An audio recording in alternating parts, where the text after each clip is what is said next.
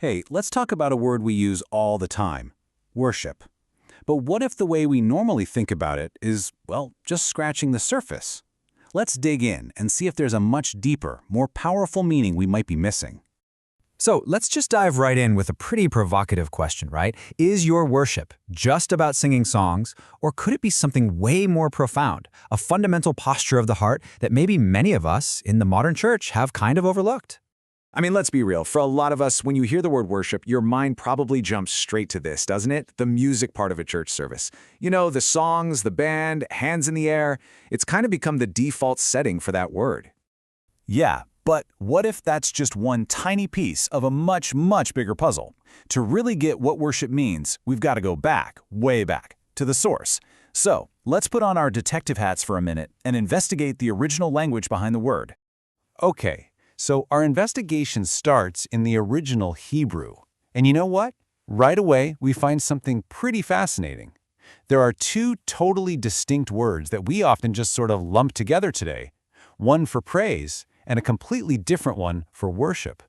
Just look at this contrast here. It's like night and day. On one side, you've got halal, which, fun fact, is where we get alleluia. It's all about what you do on the outside, right? Celebrating.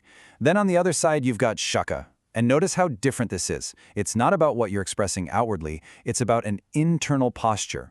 It's about bowing down. So let's break down halal first. This is praise. And its definition is just packed with energy. To celebrate, to be loud, to shine, even to get a little wild, to be clamorously foolish. You know, think of a massive, joyful, no-holds-barred celebration. That's the vibe of halal. Okay, now, compare all that energy to shaka. This is the word for worship. And man, you can just feel that immediate shift in tone, can't you? The definition here is all about reverence, about submission, to prostrate, to bow down, to fall flat. This has nothing to do with being loud. It's all about making yourself low. It's the posture you take before royalty. So we have this really powerful contrast, right? Loud, expressive praise versus this quiet, humble submission.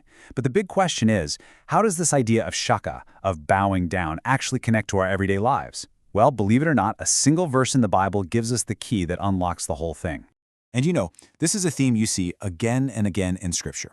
What's going on inside, the internal posture of your heart, is always valued more than just the external actions. It's not just what you're doing, but the state of your heart, the position of your will while you're doing it. And boom, this verse right here makes that connection absolutely crystal clear. The prophet Samuel says, "To obey is better than sacrifice." Now just think about that for a second. A sacrifice, that's an outward religious act, right? A lot like singing a song in a way. But obedience is the ultimate act of submission. It's literally bowing your own will to a higher authority. It is the very essence of shaka. Okay, so let's put all these pieces together. When we connect these dots, we can start to see a whole new definition of worship emerge. And it's not just a weekly event. It's this continuous, ongoing posture of the heart. So here's how the logic breaks down step by step. First, we've established that shaka, the word for worship, literally means to bow down. Simple enough. Second, we know that the whole point of bowing down is to submit your will to someone else's. Okay. Third, the Bible itself shows us that the absolute highest form of submission is obedience, which leads us to this really powerful conclusion in step 4.